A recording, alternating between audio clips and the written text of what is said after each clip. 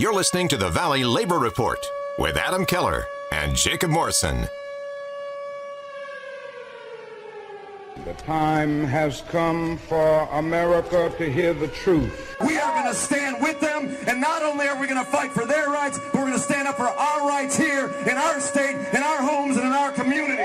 One day longer, one day stronger. One day longer, one day stronger. Because the future of labor's rights in the United States of America is not going to be decided in the courts. It's not going to be decided in Congress. It's not going to be decided on talk radio, and it sure is not going to be decided on Fox News. For the union makes us strong. Solidarity forever. Solidarity forever. Hello, Tennessee Valley. This is the Valley Labor Report. My name is Jacob Morrison, here with my co-host and fellow agitator Adam Keller, and we are broadcasting live online and on the radio from the heart of the Tennessee Valley, the Spice Radio Studios in Huntsville, Alabama. Today, we are talking a year in review in labor, in the Valley Labor Report. What did we do this last year? We're going to be talking about some losses for the labor movement in 2021. And, of course, we will be bringing you our regular segment last week in Southern Labor. But first, if you want to be part of the program today, we've got a phone number. That phone number is 844-899-TVLR. That's 844-899-8857. You can call or text us at that phone number. We may or may not bring you on the air. And you can leave a voicemail anytime, whether we are live or not. So if you get to thinking about the show during the week and you want to send us a voicemail, you've got a good bad boss story, a good organizing win, or just a question that you'd like to see us answer on the radio, you can give us a call and leave us a voicemail anytime, day or night, 2 in the morning or 3 in the afternoon. You can leave a voicemail because it's not going to wake us up, I promise. 844-899-TVLR, 844-899-8857 is that phone number. If you haven't gotten enough of us by the time that we wrap here on the radio, or if you just want to see what we're up to throughout the week, you can find us anywhere and everywhere online. We are on Twitter, we're on Facebook, we are on YouTube, all at the Valley Labor Report. And, of course, your support and the support of our sponsors keeps us on the air. So if you want to become a sustaining member of the program or make a one-time donation to our December fundraiser, you can go to unionly.io/o/TVLR. That is unionly.io/o/TVLR. You can find that link on all of our social media and all that good stuff as well. And if you're a member of a union, you should get your local to sponsor the show. You can reach out to us on Twitter, Facebook, anywhere like that for more details on that. So this is our last show of 2021. We're actually broadcasting live on Tuesday, December the 28th. If you're listening to us on Saturday when the recording of this show is going to air in Huntsville, then it'll be the first show of 2022, actually. But this is going to be kind of, the year in review. As you can see, if you watch us on Facebook or YouTube, I've got my big New Year ball here in the video. So, we're going to be talking about the year in review, going to be talking about what to expect in the new year and things like that during this show. So if you've got anything that you want to add, of course, you can call us. 2021 is going to be in the rear view mirror very soon. So we wanted to take that time to review the year. And lucky for us, Labor Notes has already done a lot of that grunt work for us. From their website, Labor Notes is a media and organizing project that has been the voice for union activists who want to put the movement back in the labor movement since 1979. They have done a lot of good work in that time, and you should support them. If you go to labornotes.org/donate and select the Donate Monthly button, for just $10 a month, you can get a nice union-made Labor Notes T-shirt and a subscription to their magazine, which I have a subscription to, and I have actually written in. So you should definitely check that out. It's really, really great work. Highly recommend it. Yeah, if you are interested in unions at all, either as a member or just a supporter, if I could recommend one outlet for you to follow, it would probably be Labor Notes. Not just with the really great reporting they do on the labor movement, but the amount of resources they have available that are, training oriented. Yes. And they hold their own trainings. You and I and co-founder of the show, David Story, we attended a Labor Notes training. I think that's actually where I met you. No. No, we met through politics, before then. But that's when we really got a chance to talk union, and that was a great opportunity. They visited the Adelante Worker Center down in the Birmingham area, and that's what they do. And I think the Labor Notes conference coming up in 2022 in Chicago, I'm sure we'll be there. I think so, and hopefully some of our listeners can join us. Yeah, it's really good. And I just finished one of their books, Democracy is Power, by Mike Parker and somebody else. Highly recommend it. It's very good stuff. I mean, the reporting has been, of course, extremely good. Jonah Furman is a staff writer for Labor Notes, and his writing on the John Deere strike was basically the foundation for, if you read anything about the John Deere strike from any publication, basically Jonah Furman was the original source for it, more or less. I mean, he got interviews on huge national media outlets, and then, of course, their resources, like Adam said, the training, the books, they've got a really good Stewards Toolbox, a book there, some Stewards training, some organizer. I mean, just a really fantastic outfit. You should definitely, at least if you don't have the money or you're not interested in like financially supporting it, you should be following their work for sure. Yeah, follow them on social media and subscribe to their email newsletter, because just that alone is worth a lot. So let's take a look back with some of their help. Alexandra Bradbury has an article out now on the site called 2021 Year in Review. The Only Way Out is Through, where she takes a look at some of the big stories that happened in 2021, and a lot happened. The big story at the beginning of the year was, of course, the Amazon campaign, and that was and that's really probably the biggest story in labor for the whole year. I don't think that any single story has really captured the national. I mean, there was a New York Times election watch page for the Amazon campaign. I don't think that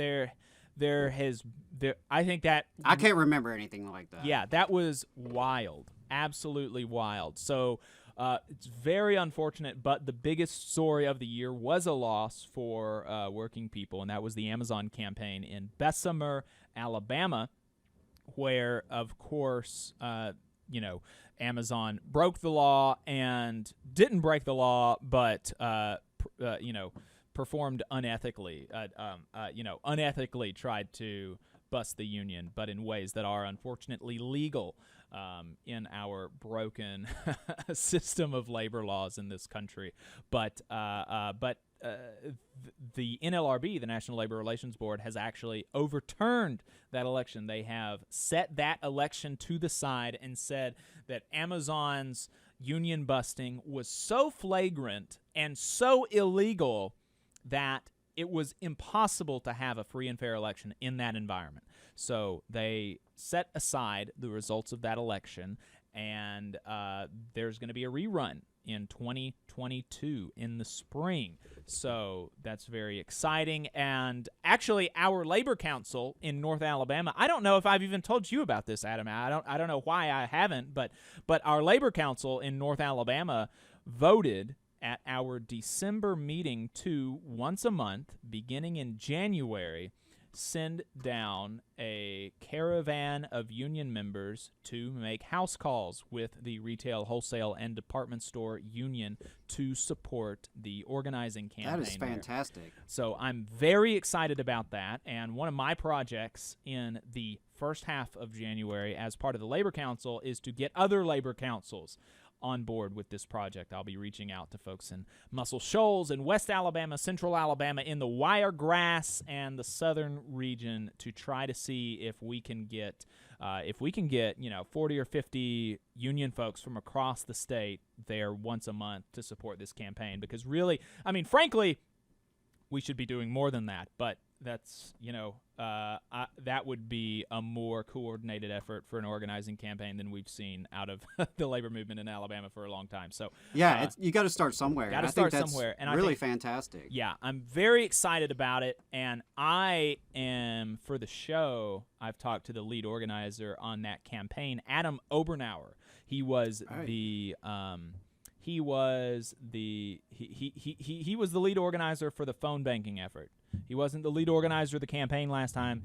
He led the phone banking effort. He's the lead organizer for the whole campaign this time. I spoke to him, and I'm going to actually, I believe, I will be able to stay down there for almost a week or something with them for the show, to help them out personally, but to get some interviews for the show and just to learn more about, what the day-to-day operations of the campaign. So anyway, rambled for a bit on that one story, but that was huge. It was, and very sad, but some exciting news. And to just wrap it up there, to say, we have to start somewhere in terms of the volunteer efforts, but I would say, the ruling by the NLRB was a step in the right direction. Right.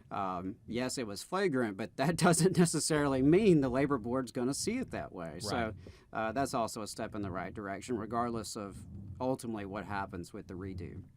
Also kicking off at the start of the year was the St. Vincent nurses strike, which just came to a resolution within the past couple of weeks, and that was a 8-month-long nurses strike, the longest strike in either it was the longest strike or the longest nurses strike in Massachusetts state history, and they were able to get the things that they were asking for, so that's fantastic. Of course, starting off the year in April, we had the Warrior Met strike began on April the 1st. That is still going on, and we'll be looking for a resolution to that in 2022.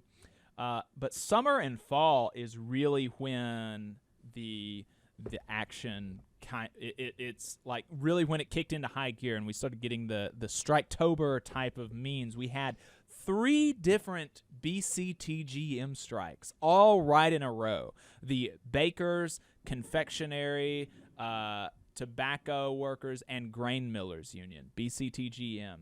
They struck Frito-Lay, they struck Nabisco, and they struck Kellogg's. All of those strikes are now over with more or less fine results. They were not resounding wins, as we have talked about on the show. We've talked about all of these strikes on the show, talked about all of their resolutions on the show, and all of them had, some good and some bad, as happens in the real world, but very valiant effort. And in fact, one of the leaders of the Kellogg strike, president of a local union, Trevor Beitelman, said he's very, of course, he's disappointed that they accepted the contract, but he was so proud of the effort that his fellow workers put in on the strike, and that's the sentiment that we have here.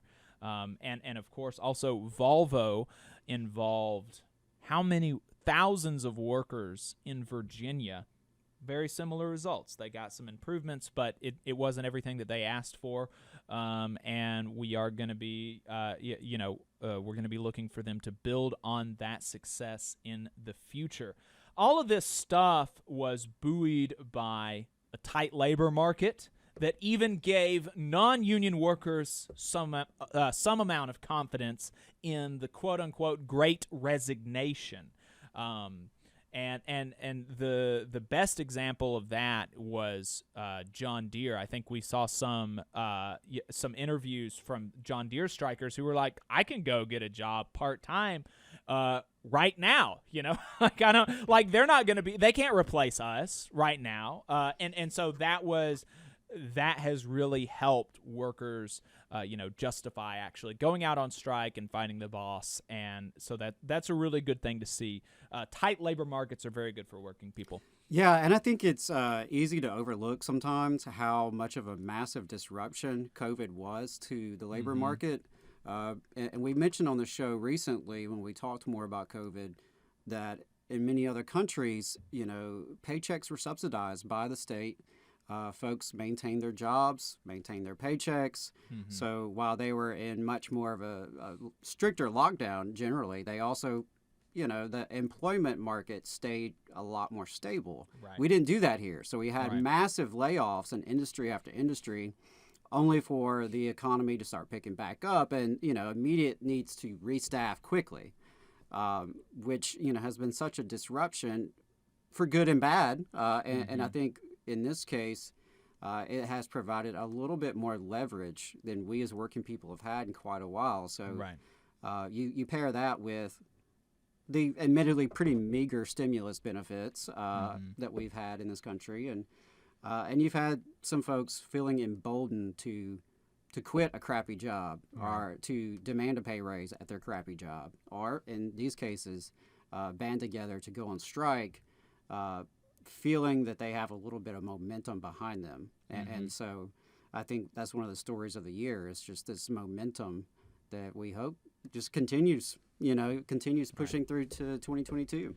Nowhere has the Great Resignation, quote unquote, this tight labor market been more apparent than in the service sector, which is where we've really been seeing all of these, all these pictures about, subway workers all quitting and leaving a note that said, F this, I'm done. Dollar General. Yeah. There's been organizing at Dollar Generals. Right. Of all Right. places. And there have been actually among service sector workers, the quit rates have been historic. Month after month after month, we've seen record quit rates, which is that's. But the organizing is actually where forming unions is where you're going to get long-term gain, and we have seen that. Although, of course, it's been very small in comparison to, the broader service sector, how many people work in the service sector. But the Starbucks union drive is just absolutely firing off. Last week, it was announced that there was an organizing drive at a Knoxville, Tennessee Starbucks filed for an election. So, I mean, this is and then, of course, Burgerville workers won their first contract. Which is the first fast food union contract in the United States outside of airports and things like this. So that's very exciting. They are represented by the Industrial Workers of the World, which is a union that both Adam and I are members of. Teachers were surprisingly quiet this year, though, which is something, Adam, I wonder if you have anything to say about that, because that's something that I didn't really notice, in the moment, day to day. I didn't, teachers are quiet. That's weird. But looking back, it's definitely apparent, and it's especially weird considering the decade or so long period that we've seen of labor upswing could arguably be traced back to a Chicago teacher strike in what, 2012, 2014? Yeah, 2012. And teachers in Scranton, Pennsylvania, I think were basically the only people to actually go out on strike. They struck for 12 days.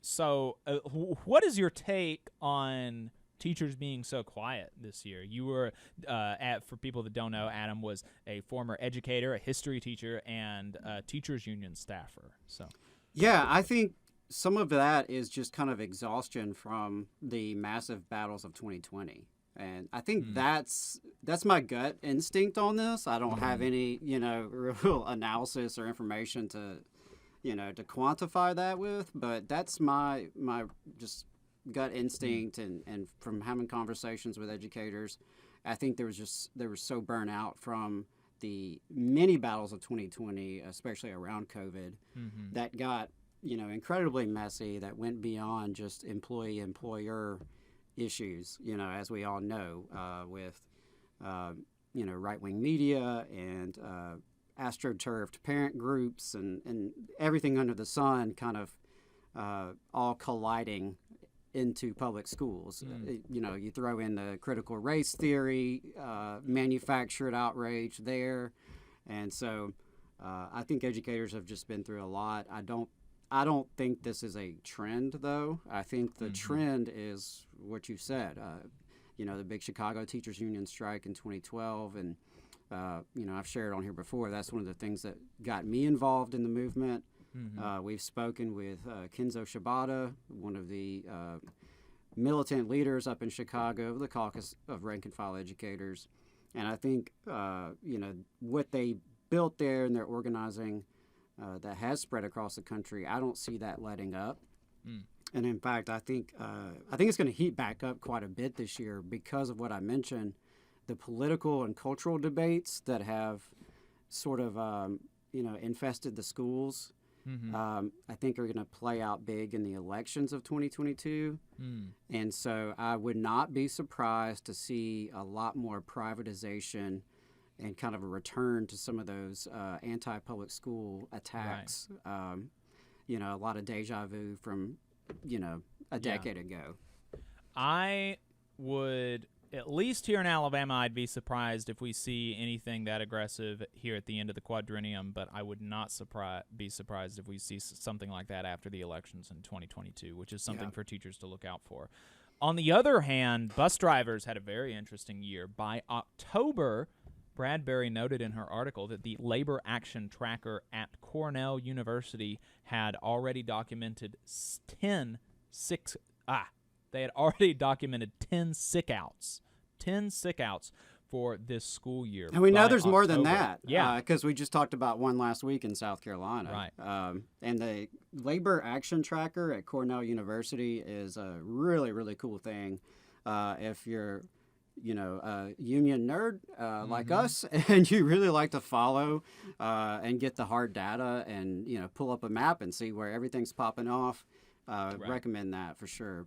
It was a huge year for union reformers, though. I mean, unquestionably, there's a lot of stuff that's like, okay, this is good, this is bad, but union reformers, they just had a banner year.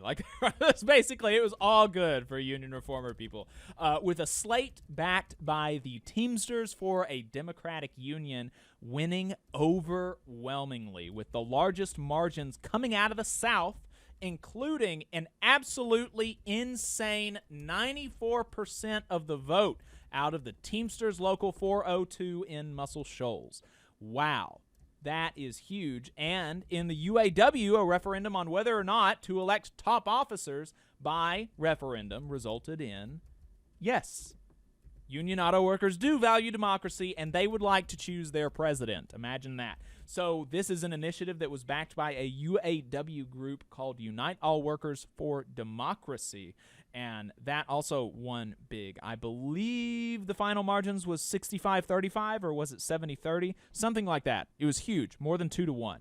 So just great results for a more democratic union. Absolutely. In the UAW and the Teamsters. And so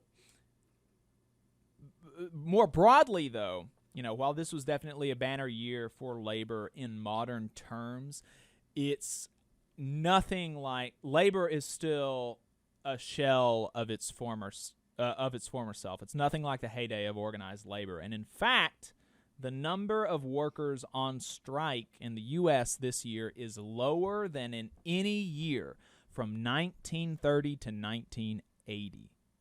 Lower than any year during that time period. So that should,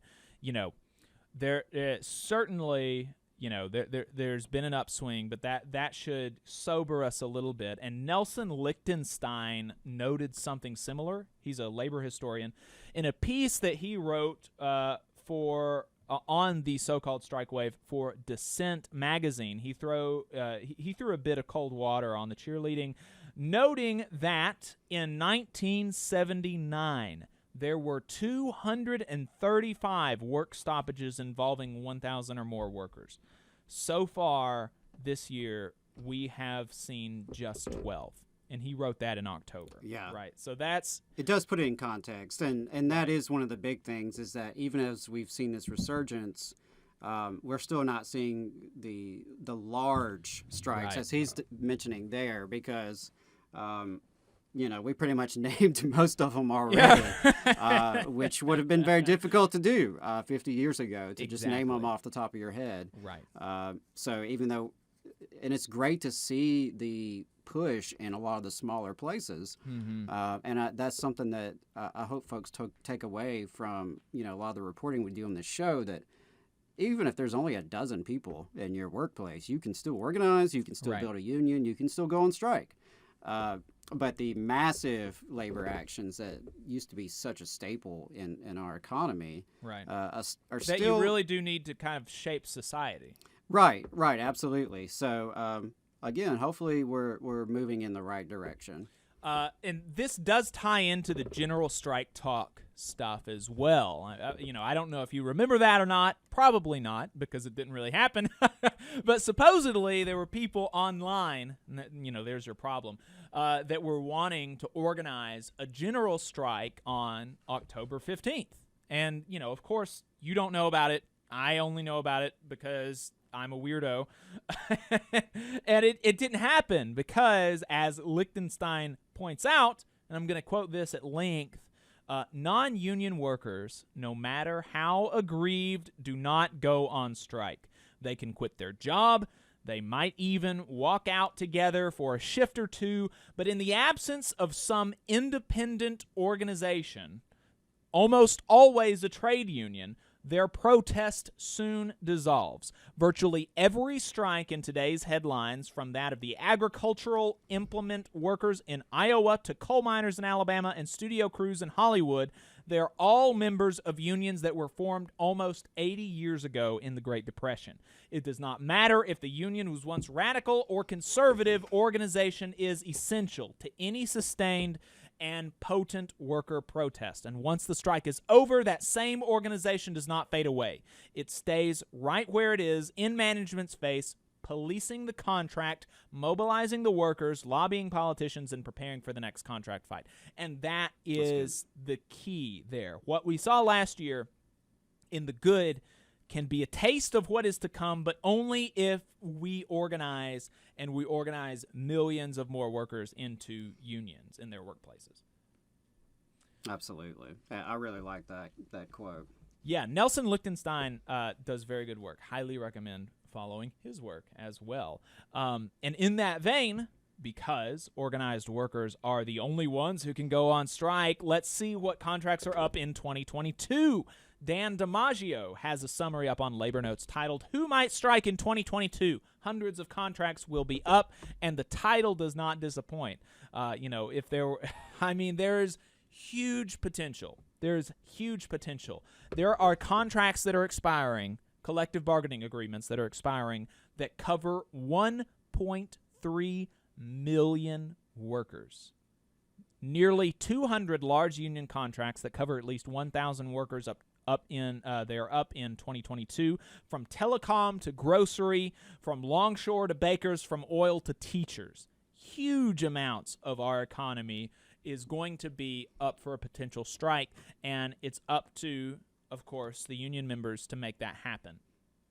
So we're going to talk about that on the other side of this break, and then we'll be talking to you about some of the losses in the labor movement, some of the stuff that we've done in the last year, and then, of course, last week in Southern Labor. So you are listening to the Valley Labor Report on WZZA in Tuscumbia, Muscle Shoals, Alabama. My name is Jacob Morrison. My co-host is Adam Keller, and we're going to go to a break and listen to a word from our sponsors, and we will be right back.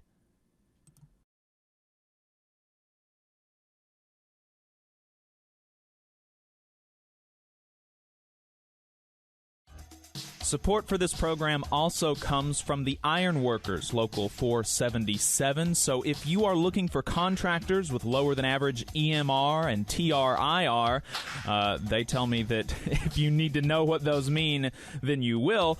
Or if you need to supplement a workforce at any level for any amount of time, short or long term, if you need iron workers that come trained and certified at no extra cost, or if you need workers from superintendent down to general laborer, and you're looking to start work on a project, or you're unhappy with your current contractor situation, you need to call my friend Jeb Miles with the Iron Workers Local 477. They only work with the best in the business, vetted contractors, and can do all kinds of jobs from roofing to steel and bridge erection, from welding to heavy rigging, from structural repairs to machinery alignment, and much more. They supply manpower on 4 of the 5 largest projects in North Alabama, so you know they're legit. If you need good quality, safe, efficient, diligent, and knowledgeable workers on your job, then you need the Iron Workers Local 477. Call Jeb Miles at 256-383-3334 or via email at local477@bellsouth.net, and make sure you tell them that you heard about them on the Valley Labor Report. Work sucks, we know, but you can make it better by organizing with your fellow workers. For more information, call or text the Huntsville Industrial Workers of the World at 256-651-6707. Support for the Valley Labor Report comes from the International Federation of Professional and Technical Engineers Union. Learn more by visiting www.ifpte.org. Support for this program comes from the International Brotherhood of Electrical Workers, Local 136, out of Central Alabama. Learn more at ibew136.org. The attorneys of Maples, Tucker, and Jacobs are proud to represent working people in Alabama and across the Southeast. They have over 100 years of experience representing injured workers in workers' compensation, personal injury, and disability claims. Let their attorneys help you when you get injured on the job. You can find them at www.mtandj.com or 855-617-9333. Let Maples, Tucker, and Jacobs help you when you get injured on the job. Again, the website is www.mtandj.com or the phone number 855-617-9333. No representation is made that the quality of legal services is greater than the quality of legal services from other law firms. There's a lot of talk about a shortage of workers, but that's not the case with IBW 558. We have provided our customers over 3,000 workers and performed over 3 million man-hours in a pandemic year. With 8,000 OJT hours, 900 classroom hours, OSHA 30, and a state license, our members receive the equivalent of a master's degree. That's what makes IBW 558 the right choice for your electrical needs. Look us up at Facebook or at IBW558.org. North Alabama DSA is looking for folks to work for a better North Alabama. They prioritize mutual aid, municipal activism, and union solidarity. Contact them on social media or dsanorthalabama@gmail for more information. IBW 558 is like a great football team. You've got to have the aptitude, skills, and knowledge to outperform the competition. If you're a non-union electrician, now is the perfect time to get off the sideline and join our team. We have the absolute best wages and benefit package in North Alabama and Southern Tennessee. It's because our team stands together, bargains together, and our families benefit from it. With immediate openings, you have the opportunity to see why the IBW is the right choice. Labor creates all wealth. All wealth should go to labor. My name is Jacob Morrison. You are listening to the Valley Labor Report, and we are back. We've been talking about the year in review, and now we are talking about the year in preview for 2022. I mentioned that nearly 200 large union contracts that cover at least 1,000 workers are up. They expire in 2022, opening them up for a strike. cover 1.3 million workers. So just a couple highlights there. A coalition of several food and commercial workers, UFCW locals, plus one Teamsters local in California, Washington, and Colorado is coordinating actions and demands on contracts for 100,000 grocery workers at Kroger and Albertsons and affiliated chains, which expire over the next several months. Wow. That's a lot. That is a lot of people. Yeah. The Longshore ILWU contract with the Pacific Maritime Association covering 22,000 dock workers in Washington, Oregon, and California expires on July the 1st. And that is something to watch, especially, with all these issues about the supply chain, et cetera, et cetera. You can listen to our talk with Zach Patton, an ILWU member, to learn more about that. And speaking of Topeka, which when I read this was interesting. The agreement covering the Frito-Lay plant there, where workers struck last summer, as we mentioned, over 84-hour work weeks, that expires in September, apparently. Also expiring in 2022 is the other bakery contract at Frito-Lay in Vancouver, Washington. So we could be looking at another Frito-Lay strike in 2022.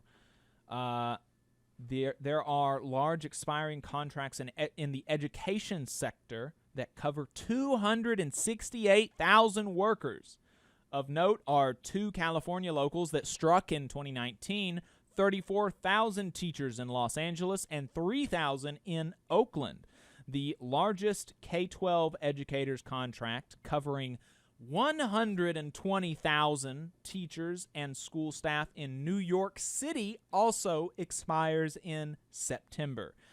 So, we said that 2021 was a very sleepy year for educators, and 2022 has the there's definitely the option that 2022 is not a sleepy year for educators. And in all three of those locals, there are very robust internal reform movements. There is the movement of rank-and-file educators, MORE, in New York City, which I know has been doing a lot of organizing, sometimes even having to go around the official union leadership there. And, of course, L.A. had a very successful strike in 2019. They were very, very organized coming into the pandemic and the impacts on schools there. So, it's going to be interesting to see how those play out and if there's any ripple effects across the country. Yeah. And finally, for 2022, looking ahead, there have been, of course, recent waves of organizing by journalists and museum workers, and that means these workers are going to be fighting for their first contract. So we could ultimately end up seeing strikes from these for refusals to bargain by the company. That's what we saw at the New Yorker magazine. They organized in 2018, 2019, something like that. And it took them 3 years to bargain the first contract, and the worker only finally relented after a credible strike threat. So it may take that going forward for a lot of these people who just want a union. And that's the thing is, union's not like a magic word, right? When you get a union, if you become a union and you win an election, like everything's not great overnight. Like you gotta you gotta fight for it. You gotta actually, win that first contract that does codify those gains that you're looking for. And getting that first contract is not easy. So. Right. And then you have to enforce the contract. You have to organize internally to build for the next contract. So it's certainly a never-ending cycle, and it's easy, especially when we're talking about high-profile elections. You mentioned with Amazon earlier, it's easy to fixate on the election part and not everything that comes after and before, which is, the really hard stuff. Yep. So let's go to a year in review of the show. We'll hit this really quick since we're running out of time just a little bit. We did a lot this year. Right. I think the thing that I will always be most proud of for the show, unless we do something on a similar scale, is definitely the Strike Fest in May, where we stayed up for 48 hours, did a live stream, and raised $75,000 for the strike fund for our sisters and brothers on strike in Brookwood, Alabama, against Warrior Met Coal. Raised a lot of money. We got that issue in the Rolling Stone, of all places. We did a concert with Lee Baines. We heard stand-up from Drew Morgan. Yeah, Drew Morgan and DJ Lewis. Yeah. And got to talk to so many cool people. So that was definitely a lot of fun. We did a couple. We guest hosted a couple of Working People podcast episodes about the strike, which you should go back and listen to because a lot of it is still relevant as the strike is still going. We talked to people on the ground. We talked to people, miners on strike. We talked to their families, their children, and I talked to Kim Kelly for Working People about covering the strike. Everybody knows that Kim Kelly has been basically one of the only journalists talking about this strike on a consistent basis, and so I talked to her about what that was like for Working People. So lots of good things there, and Working People is a great podcast that you should listen to anyway. Absolutely. I had an article in Labor Notes and Jacobin that was dual published talking about how conservatives love coal until it comes to actually supporting the workers in the coal industry. Mm-hmm. Then they don't love it so much. I was in These Times talking about how right-wingers will scapegoat immigrants, and I had another article. I think I had two in These Times. Oh, yeah, I had a dispatch from the picket line, one of the times when the mine workers actually blocked scabs from crossing the picket line, which was very cool, very cool. David Story pretty recently had an article in The Nation talking about how the defense industry is not actually good for working people, even though it pays many of our paychecks, even myself and David included, although the work that we do, while it's in broadly the defense industry, I think it's about the stuff that we do could be done outside of that area. And talking about the need to transition, there's so much talent in Huntsville is wasted on making bombs that'll either never be used or that are going to go murder poor brown people. Like, so much. And so he had an article talking about that, how much better it would be to use that talent, that time, and those resources on actually improving our lives and improving this country and even improving other countries. Yeah, and the name of that article is I'm a Defense Industry Worker. It's time to cut the Pentagon budget. Yes. Definitely recommend folks check that out. For those of you who maybe are just now tuning in, David Story, of course, co-founded this show with Jacob. He sort of stepped back this summer, and that's when I came in to, try poorly to fill his shoes. You do a great so job. David has, I know, been focusing on his union. He has his hands full as a local president out there in Decatur with the Machinist Union. But, so David has done some great work and still continues to do great work for the show behind the scenes on top of everything else he's doing. So, shout out to David and appreciate everything he did to get this show going. And, I've been glad to be part of this transition in 2021. I spoke to the Birmingham DSA about strikes. And we're available to talk to your organization or your whatever if you would like to talk about union stuff. I talked about strikes and how how they actually happen, why they're important, and why they're not the first weapon that workers use, and why you don't just throw up a post on Facebook and say I'm calling general strike. It's like, oh man, I just realized, I just thought about that connection. What was it? Was it Michael Scott saying, like, I declare bankruptcy or something? Like, that's not how that works. That's not how striking works. That's not how striking works. We talked to some university students in the Northeast about unions. Adam was on a Connecting Humanity Education panel, and he spoke at a virtual voting rights march. Me and David were on the Trillbillies podcast. I think we've been on Left Reckoning a few times. All things to check out.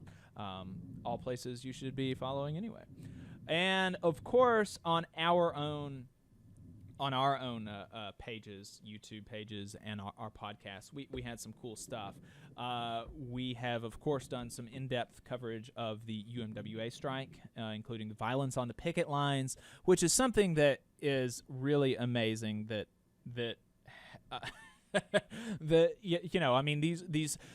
have been actually people on that picket line that have been shot at, and some of these local news outlets have the gall to run union violence stories after having almost been run over by a freaking scab. I mean, holy crap. We talked about that. We did in-depth coverage of the RWDSU campaign at Amazon in Bessemer, including interviews with workers, organizers. We were in the Union Hall, did a live show from the Union Hall in February. Yeah, you and David were out there in the freezing cold rain. Yes, the day of that big rally. Oh, man, that was and terrible. it was amazing. David thought he was going to lose his feet. Yeah. Yeah, I don't think any of us were really quite prepared for that or dressed for it, terrible. but it was pretty cool to see that many people come out, even despite, the awful elements. We did a whole series on the IWW, talking about what the IWW is doing today, the Industrial Workers of the World. We talked to people who are organizing with the IWW from all across the country, and we talked to some people in the that are in elected positions in the IWW internationally. We talked to a few academics, including Dr. Chuck Keeney, about the Battle of Blair Mountain, and Dr. Robin D.G. Kelly about the radical history of Alabama, which is, what? Radical history in Alabama? What do you mean, radical history of Alabama? That was a really, really great interview. And I loved that. That was so cool. Yeah, definitely a major influence on many of us who either study history or study the labor movement. So the fact that you got a chance to sit down and talk with him, and the fact that he was willing to come on a little show called the Valley Labor Report in North Alabama speaks very highly of him. Yes. And highly recommend you check that out if you missed it back in the spring. Yeah, check out that interview. Read his book, Hammer and Hoe. The history of Alabama, really interesting. It's a lot more nuanced than you may be led to believe. We did some big breakdowns on the PRO Act with some help from labor lawyer Brandon Magner, and we talked about organizing in industries ranging from manufacturing to academia to farms, and covered some less traditional organizing like at nonprofits, media outlets, and among union employees. What? Unions have employees? Yes, unions have employees. And yes, oftentimes unions abuse their employees, which is insane to me, but it happens. And so the employees of unions have to form unions, and we covered some of that. We talked about, we did a lot of educational segments talking about, especially with help from Connor Lewis and David Story, about how to form a union, how contracts are negotiated, how trade union apprenticeships work, along with some responses to anti-union arguments. We talked to journalists, including Maximilian Alvarez, Kim Kelly, and others from outlets including In These Times, Jacobin Magazine, The Appeal, and Labor Notes, about the things that they were covering. We did a few discussions on union reform, including interviews with activists from Teamsters for a Democratic Union and the Unite All Workers for Democracy. And we did some local coverage as well, including covering issues that either we're totally not being talked about, or we're being talked about in a really stupid way in the media, like interviews with local activists and covering issues ranging from criminal justice to public education. So lots of stuff. We did a lot of stuff. Yeah, absolutely. I think all three of us can be proud of what 2021 has brought with this show. When you put it all out there, I mean, it's pretty impressive, honestly.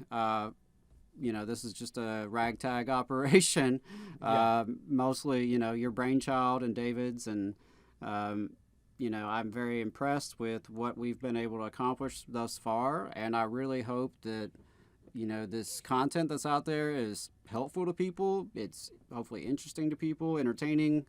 But I really, I'm proud that we've been able to elevate some labor discussion into the media landscape here in North Alabama.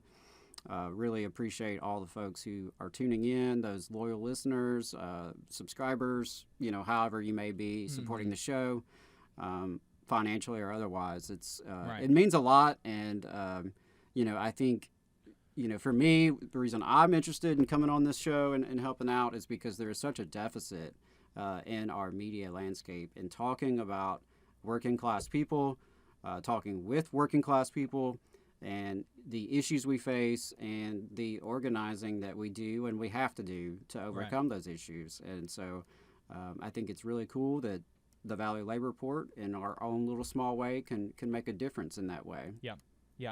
Yeah, and so, that's a lot of stuff. If you are, I know that there are a lot of radio programs, podcasts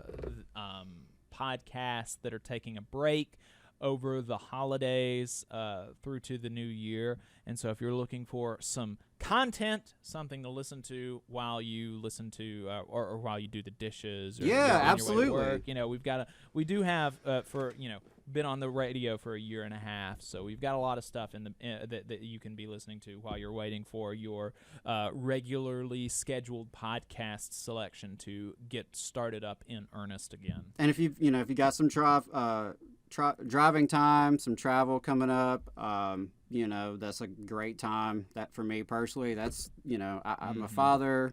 It's hard sometimes to find the time to just sit down quietly and listen to radio shows and interesting podcasts, but travel time is a great one. A lot of folks going to be on the road. Maybe you're doing some New Year's cleaning. Just pop it in. We're there. Wherever you find your podcast, we're there. And, if there's anything there we just mentioned that piques your interest, check it out. And if there's anything that you're interested in seeing in 2022, stories that you want us to discuss, maybe some folks that you'd like for us to reach out to and interview, definitely reach out to us. Let us know what you want to see with the show, and we'll do our best to make it happen. Yeah, and so, definitely you can leave us a voicemail. Like I said, anytime you want to call the show, you can leave us a voicemail at 844-899-TVLR, 844-899-8857. You can leave us a voicemail anytime, day or night, if you've got ideas about what we should be doing on the show, if you have questions you want us to answer, if you want us to, if you want to tell us a story from your life that you think would be interesting for the audience that you'd like us to play on the air, that's a big part of the show is telling worker stories and having them actually on the radio as well with us to tell those stories themselves. So. And on that note, I got to say, it's been cool to have some callers over the course of this year. Very old school AM radio almost in that way. But we've got a few seasoned unionists in the area who definitely have a lot of years on us and a lot of experience on us, and they like to call in and just shoot the bull, tell us what's on their mind, and that's pretty cool. Yeah. I definitely do not hesitate to call while we're on the air either. We love getting live calls, and we love talking to folks. Now, whether or not I can put you through on the air correctly without technical glitches is another question. But yeah, we love the participation. Definitely, and so for the last 4 or 5 minutes here, we're going to talk about some of maybe what we've got in mind for the rest of or for 2022. I've got some tentative plans, and then we're going to go off the radio here on WZZA, and we're going to keep recording, though, and you'll be able to hear the rest of the show on Saturday when we would normally go live in Huntsville, because we're on the radio in Huntsville for an hour and a half. We're only on the radio on WZZA for an hour. So there's like 30 minutes of stuff that, you're not going to be able to get unless you follow us online. So do that. Follow us online, and you'll be able to listen to the full show every week as a podcast or on YouTube, things like that. But yeah, so over the next year, we are going to, of course, continue covering the miners' strike and keeping in touch with the connections that we've made down there and following it to its hopefully a good resolution soon in 2022, because I know they've been on strike for 9 months now. That is tough for anybody, and we're definitely rooting for them. I know that everybody listening is as well. And so we're going to be keeping up with them and letting y'all know what's going on, and even how you can help. I know that there are a lot of people in the audience that are union members, and so consider having your local donate to their strike fund is one way that you can help, or go down there yourself, bring them a pizza, something like that. Also, like I mentioned, we're going to be really staying hot on the trail of the Amazon campaign.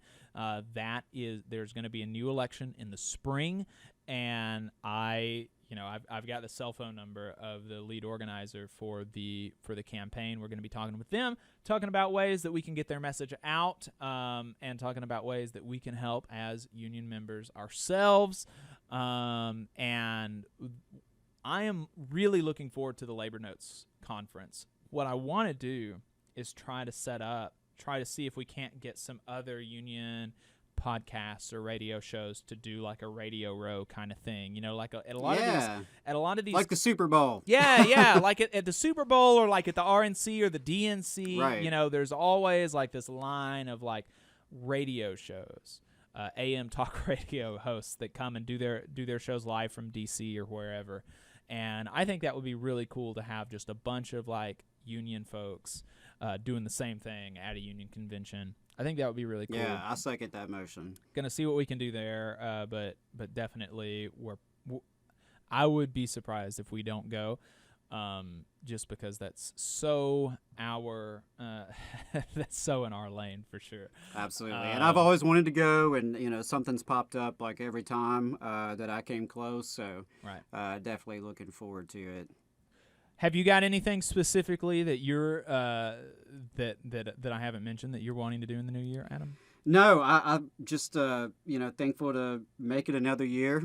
I hope everyone had a Merry Christmas, and a good holiday season thus far, and hopefully it continues. Wishing everybody a happy New Year. Hopefully 2022 is going to be much, much better than 2021 for all of us. I think it's going to be a good year for labor. It's going to be an interesting year politically, and just sending my love and solidarity to all of those who could not be at home to celebrate the holidays because they were working or incarcerated or whatever the circumstances may be, and just wishing everyone the best. Yep. That'll be it for us then. Have a happy new year, everybody, and form a union. Absolutely. This has been the Valley Labor Report. My name is Jacob Morrison. My co-host is Adam Keller. You can find us online everywhere. And remember that labor creates all wealth, and all wealth should go to labor. Have a happy new year, everybody.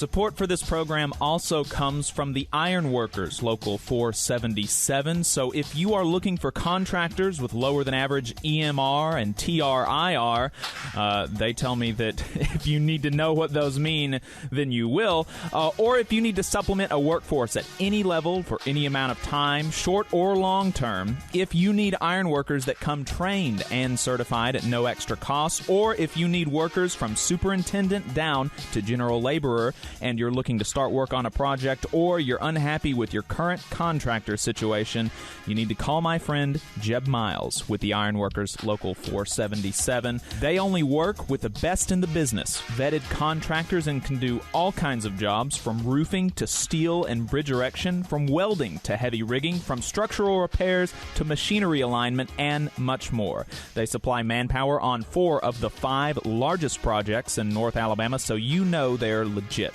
If you need good quality, safe, efficient, diligent, and knowledgeable workers on your job, then you need the Iron Workers Local 477. Call Jeb Miles at 256-383-3334 or via email at local477@bellsouth.net, and make sure you tell them that you heard about them on the Valley Labor Report. Work sucks, we know, but you can make it better by organizing with your fellow workers. For more information, call or text the Huntsville Industrial Workers of the World at 256-651-6707. Support for the Valley Labor Report comes from the International Federation of Professional and Technical Engineers Union. Learn more by visiting www.ifpte.org. Support for this program comes from the International Brotherhood of Electrical Workers, Local 136, out of Central Alabama. Learn more at IBEW136.org. The attorneys of Maples, Tucker, and Jacobs are proud to represent working people in Alabama and across the Southeast. They have over 100 years of experience representing injured workers in workers' compensation, personal injury, and disability claims. Let their attorneys help you when you get injured on the job. You can find them at www.mtandj.com or 855-617-9333. Let Maples, Tucker, and Jacobs help you when you get injured on the job. Again, the website is www.mtandj.com or the phone number 855-617-9333. No representation is made that the quality of legal services is greater than the quality of legal services from other law firms. There's a lot of talk about a shortage of workers, but that's not the case with IBEW 558. We have provided our customers over 3,000 workers and performed over 3 million man-hours in a pandemic year. With 8,000 OJT hours, 900 classroom hours, OSHA 30, and a state license, our members receive the equivalent of a master's degree. That's what makes IBEW 558 the right choice for your electrical needs. Look us up at Facebook or at IBEW558.org. North Alabama DSA is looking for folks to work for a better North Alabama. They prioritize mutual aid, municipal activism, and union solidarity. Contact them on social media or dsanorthalabama@gmail for more information. IBEW 558 is like a great football team. You've got to have the aptitude, skills, and knowledge to outperform the competition. If you're a non-union electrician, now is the perfect time to get off the sideline and join our team. We have the absolute best wages and benefit package in North Alabama and Southern Tennessee. It's because our team stands together, bargains together, and our families benefit from it. With immediate openings, you have the opportunity to see why the IBEW is the right choice.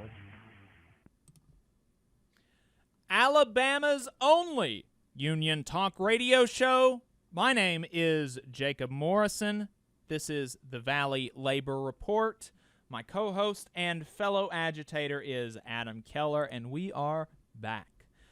So Adam has prepared a short list of some of the big losses in 2000 and 2021, especially as it relates to organized labor. So Adam, I'll let you go ahead and take that away. Sure. I want to start with Richard Trumka because I think that's the probably the biggest name folks may recall. Richard Trumka, he came up through the mine workers, UMWA, and he served as a president of the UMWA throughout the 80s and 90s. He was elevated to the Secretary General of the AFL-CIO back in, in the mid-90s to up through 2009, actually. In 2009 is when he was elected as the president of the AFL-CIO, and he served in that capacity until he passed away earlier this year in 2021. And, was certainly one of the most prominent leaders in the labor movement in the United States. Back when he passed, we talked a little bit about his legacy, and we really drew a lot of inspiration from Connor Lewis and a piece he wrote on Strike Wave.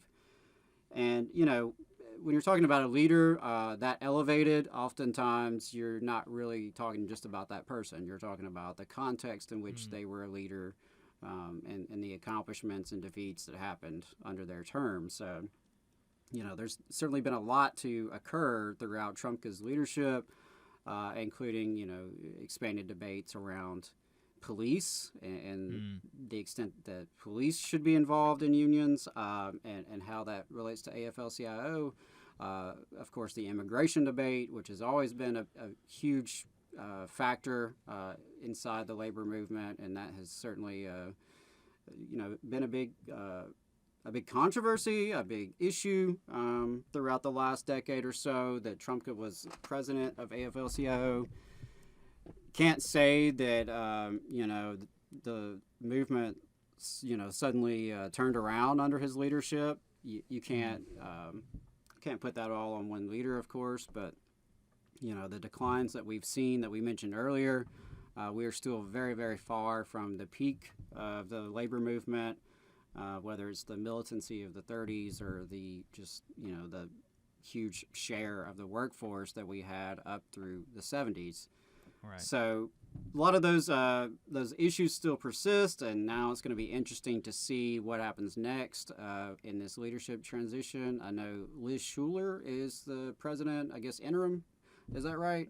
I've heard some discussions about Sarah Nelson, very prominent leader with the flight attendants, as a possible replacement or, a possible new leader that could come in. So we'll see. Anytime you have someone who's been in charge for over a decade suddenly pass away, you're going to have some changes in the institution. Right.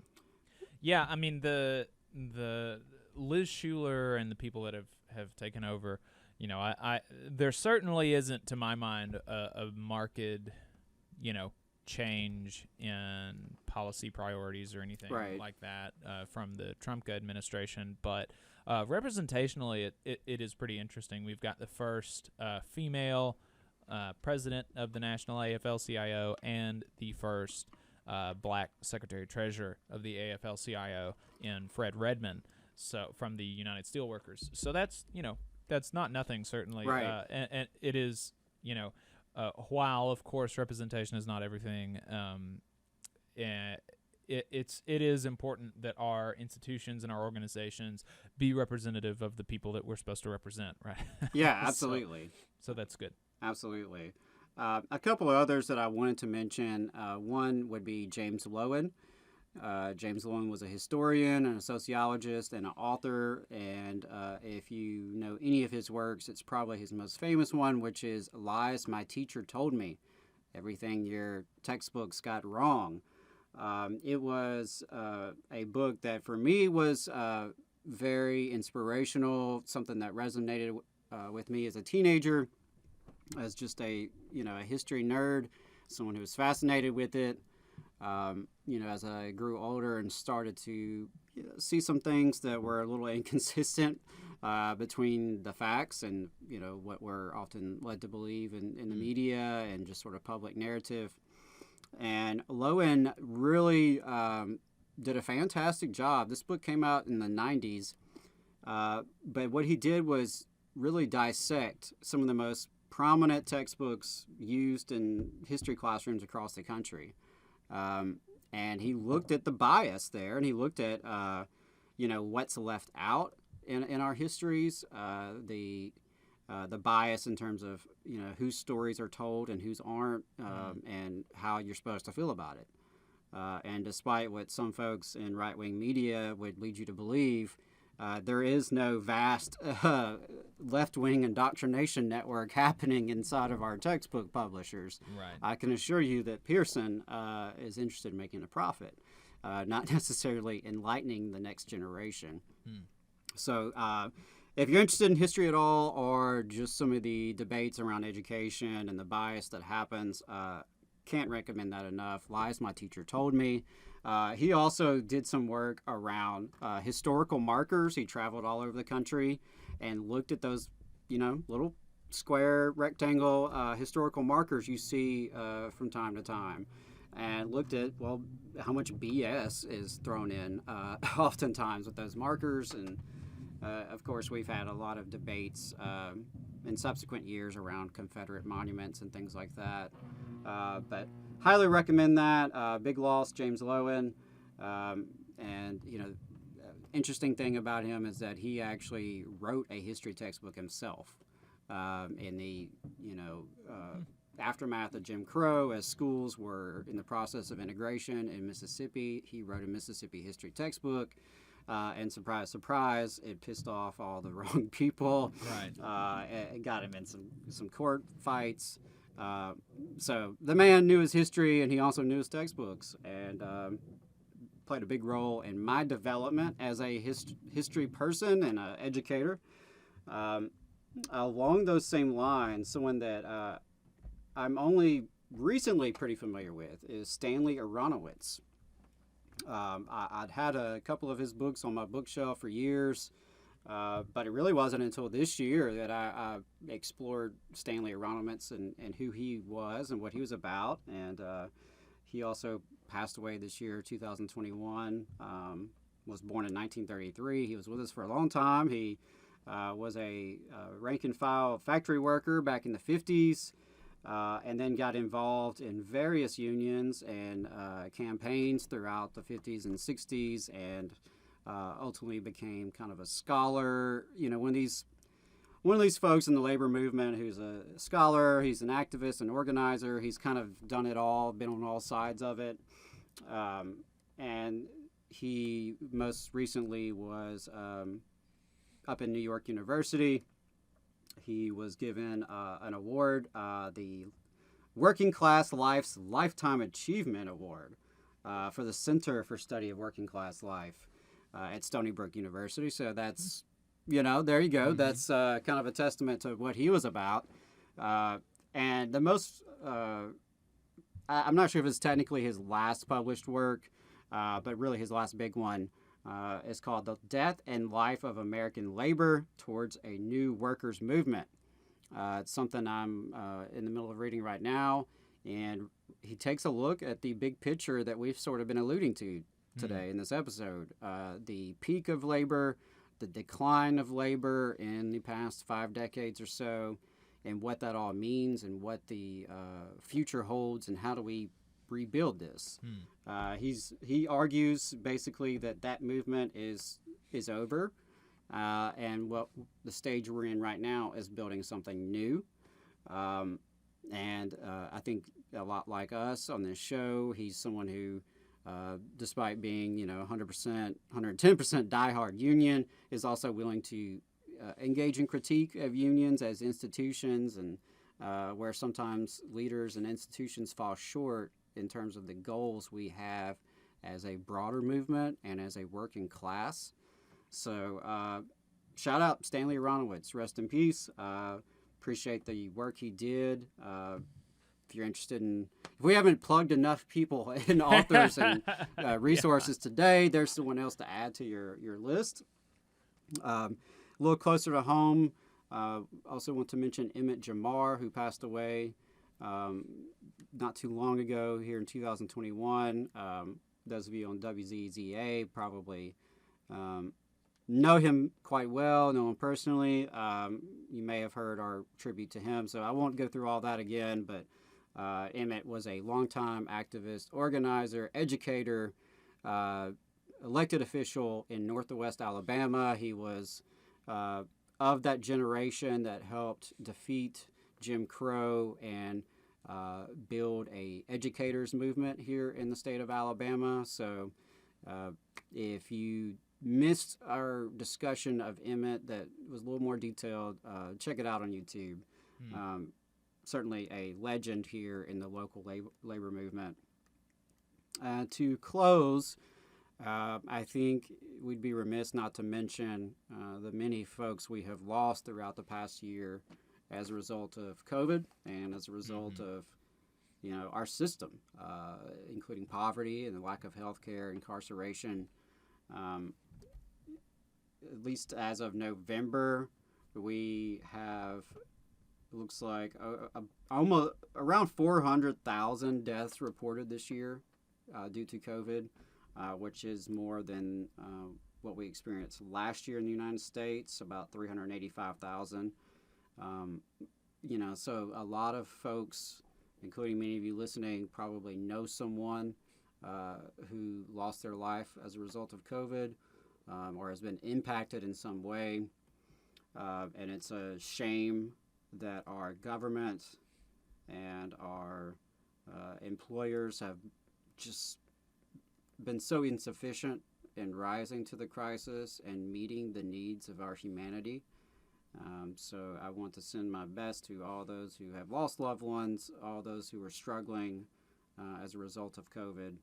And of course, as I mentioned, they're unsung and unreported every year are folks who are suffering and losing their lives as a result of our screwed up system and our screwed up economy. And people who are choosing between food and medicine, people who are having to live on the streets, people who are unjustly locked in cages and brutalized by state security forces. And they don't, of course, that's not phrased that way. We only say it that way when it's other countries. Right. But anytime we end the year, it's a good time to reflect. So doing some reflection myself, reflecting on those we've lost, those titans of the labor movement, those everyday people like you and I struggling to make it in the world, and looking ahead to 2022 and how we can build a better world that is certainly possible, but only if we fight for it. Yeah. Well, and the with the COVID deaths, it is certainly important to point out that it didn't have to be, this bad. Right. Countries with comparable wealth have half, the death rate that we had, and even countries with nowhere near the comparable wealth. I mean, like Honduras had a death per million rate of 1,000, and our death per million rate was 2,458 as of now. That's roughly about how many people died on 9/11. Yeah, if I'm remembering that right. And so that's per million. That's per right. million. And there are so many other places that have, Norway has had 230 per million. 230, where we've had literally 10 times that.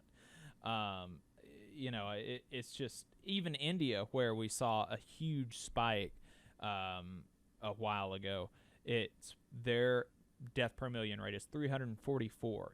So basically it didn't have to be that way. Yeah. And the same for the people that are lost to poverty and incarceration every year. I mean, poverty has never been so underscored as a choice as when we cut childhood poverty in half with the child tax credit, and now the Democrats are just deciding to let that go. Or Joe Manchin specifically, he's deciding to double childhood poverty, but by not extending the child tax credit. That really underscores, that was a choice that people made to do the child tax credit, give families $300 per month for every child that they have. That was a choice that we made, and it cut child poverty in half. Think about how many people's lives were made better than that and how many people's lives are going to be made worse than that once it expires in January, and we haven't done anything about it. And incarceration as well. I mean, our incarceration rates are off the charts, and, you know, the people that justify our incarceration rates, you know, they'll say things like, you know, soft on crime. But to believe that our society is made better by throwing people in cages for petty crimes is just not backed up by the data, and it's only justified by believing that American people, Alabamians, are somehow worse, like a fundamentally worse type of people than people in like China or or Norway or you know, like we're just worse people, and so we deserve to be locked up. And sadly, I think there are folks who believe that, and there's certainly they believe it about certain types of people, right? You know, and I'm sure they're willing to share that depending on who's around when they're having that conversation. Yeah. So we have been talking about the last year in the labor movement. Let's round out this show with a segment that we do every week, Last Week in Southern Labor. All right.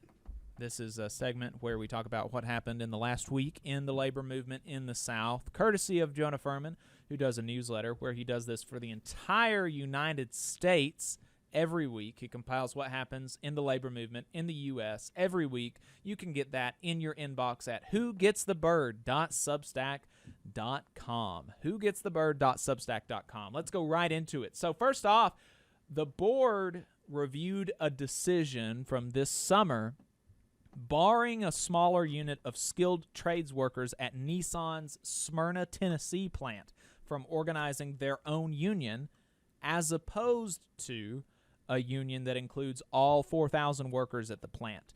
And so, you know, they had like 87 tool and die workers that wanted to form a union with the machinists, as opposed to doing a wall-to-wall union. They just wanted a union for this one small department. And so this could be the first step to returning to quote-unquote micro units, which is a practice that was overturned by the Trump Labor Board. Micro units is you know exactly what it sounds like. It's units that are small in size and only cover one department in a workplace, as opposed to being wall-to-wall. Now, of course, a wall-to-wall union is more powerful than a micro unit, but as a way to get in the door of an employer, if there's one department that is maybe more interested in unionizing or more amicable to the idea, you could get in there and maybe make some gains for them, and then, and you know, it's a way to get your foot in the door, and then also, you know, you've got these strategic questions about, are micro units good, are they not good? That's not for the boss to decide. That is the drawing line. That's like the big red line in the sand there, that it doesn't matter what the boss thinks, because as the National Labor Relations Act lays out, unions are independent, self-organized, self-constructed organizations of workers. And it doesn't matter what the boss thinks, because unions are our thing. And if we decide that we want to form a union in one department as opposed to the whole company, then the boss can go pound sand. Or at least that's the way it should be, right? Yeah, that's the way that it should be. In some new organizing, 60 Steve doors for Tropical Shipping USA and Riviera Beach, Florida are organizing with the International Longshoremen Association, ILA Local 1359/1860. 113 nonprofit staffers at Leadership for Educational Equity in D.C. narrowly voted to join the machinists, 51-42. And he mentions here that although he hasn't seen the official NLRB filings, the Starbucks organizing wave has now spread to Knoxville, Tennessee. In strikes and bargaining, the 1,400 strong BCTGM strikers are back to work at Kellogg's in Omaha, Nebraska, Memphis, Tennessee, Lancaster, Pennsylvania, and Battle Creek, Michigan, having ratified the company's latest offer. And this is why he tries not to make predictions, because in the last week he predicted that it was going to be voted down. Though it does sound like the vote is close. For the American Prospect, Jared Facundo reports that leaders of the Battle Creek local were dismayed by the ratification, and whether you chalk it up to actually sufficient improvements for a majority of the workers, or fear of being replaced, or exhaustion from a 3-month strike, the strike is now over. UMWA miners at Warrior Met in Brookwood, Alabama, spent Christmas on strike. For Labor Notes, Louise Feliz Leon covered how they're keeping up the fight, and Kim Kelly and More Perfect Union headed down to Alabama to talk to the strikers. You can watch that video at More Perfect Union. And the 450 steel workers Local 40 strikers in Huntington, West Virginia, took Christmas off from the picket line, but the strike against special metals continues, and the two sides still sound like they're very far apart. The contract standoff that we've been updating you every week during this segment about, the Steelworkers Local 8888's 12,000 or so members at the Huntington Ingalls Shipyard in Newport News, Virginia, is now at the stage where the company and the union are disputing the actual math of the contract in the local press. The union is saying the offer on the table is a less than 12% raise over 5 years, while the company says it's 24%. That's a big difference. Yeah, somebody's got to be right and somebody's got to be wrong there. Right. I'm inclined to believe the union, personally. Yeah, I would. After some contentious negotiations and informational picketing, Unite Here Local 25 members at Colonial Williamsburg in Williamsburg, Virginia, have ratified a contract which includes, and get this, up to 48% raises. Wow. A 48% raise. Yeah. Let's see you get that without a union. That's the takeaway there. Very cool to see that. Yes. I remember going to Colonial Williamsburg as like a 5th grader on a school field trip, and so it warms my heart to know that all those folks who put that on and try to welcome families and students from across the country, they now have a union and they're winning a big raise. Yeah, it is very, very cool. And then finally, in some politics related to labor in the South, in response to Joe Manchin's announcement that he will not be supporting the Build Back Better bill, Joe Biden's signature omnibus legislation, the United Mine Workers of America came out with a statement in strong support of the bill, calling on Manchin to reconsider. That's a big deal because Joe Manchin obviously comes from West Virginia, and the United Mine Workers of America have been a very strong supporter of Joe Manchin. They have a very close relationship, and so for them to come out with a statement really publicly chastising him like that is that is a big deal, and I think that's a big deal specifically for Joe Manchin, as somebody who wants to say that he's an advocate for coal miners and things like this. Specifically, the union highlighted the need for the continued black lung benefits paid by coal companies, and this is crazy because this bill isn't going to be passed.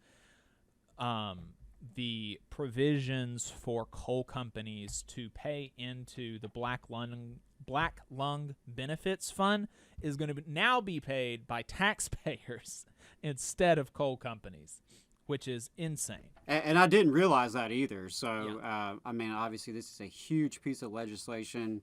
Our Congress is so dysfunctional to the point where basically only one thing can pass a year, right? Absent a filibuster, and there's hardly anything that can get through the filibuster. So they're looking at just cramming everything into one piece of legislation, which is now on the ropes. Surprise, surprise! Joe Manchin strung everyone along.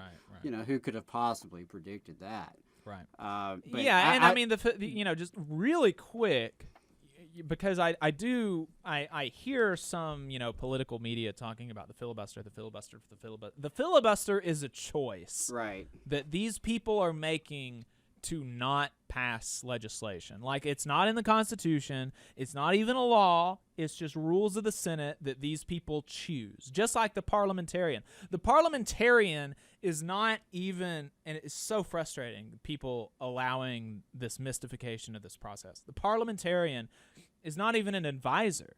She just, recommends things to the president of the Senate, Kamala Harris, and they choose or not to follow that advice. There's nothing laid out for a parliamentarian. There's no, that they're not elected. There's nothing. This is all made up nonsense, and they don't, and it's a decision is the main thing. It's a decision to not do this. The union also specifically highlighted investment in what sound like green transitional industries for displaced coal miners and PRO-Act type language, which is very important because the Build Back Better bill increases penalties for unfair labor practices and actually puts penalties on, allows the NLRB to levy fines for unfair labor practices, which they don't have the ability to do right now. And this is, and I think that I really do think that the people, especially in the labor movement and on the Democrat side of the aisle, they have to have some mud on their face for allowing the infrastructure bill to go through without Build Back Better, because this is what the people were saying. This is what the people who voted against the infrastructure bill were saying was going to happen, was that if you pass the infrastructure bill, if you give up this leverage, if you give them what they want here, we're not going to get what we need with this other stuff. And that's why it was so frustrating to see the National AFL-CIO come out in favor of that strategy, because they were so strong on the PRO-Act, getting the PRO-Act passed. So strong, in fact, that people from the National Federation came to the Alabama AFL-CIO convention and threatened to unendorse U.S. Senator Doug Jones because he was not a co-sponsor of the PRO-Act, even though he was going to lose his election no matter what they did, even though it didn't matter what he did because it was a Republican Senate, so the PRO-Act wasn't going to pass whether he was a co-sponsor or not. And, it just doesn't make sense to go that far for a superficial thing, and then you've got to actually, within your grasp, and then endorse a strategy that's going to allow it to get killed. It was very frustrating to me. President Cecil Roberts also called on Manchin to support voting rights protections. So, very good stuff. Yeah, I was pleased to see UMWA come out with that statement because, like you said, they're usually pretty tight to Joe Manchin. So I think that's good. And like I said, I was not aware of some of those benefits that were tied up into this legislation. So there's a lot there that could help ordinary working people. Right. And that is going to be it for us. This has been the Valley Labor Report. Remember, you can find us anywhere online, wherever you get your podcasts, on YouTube, Facebook, Twitter, all of those places. Don't forget to donate. We have the donation going right now. That's right. Unionly.io/o/TVLR. Unionly.io/o/TVLR. And we will see you next week.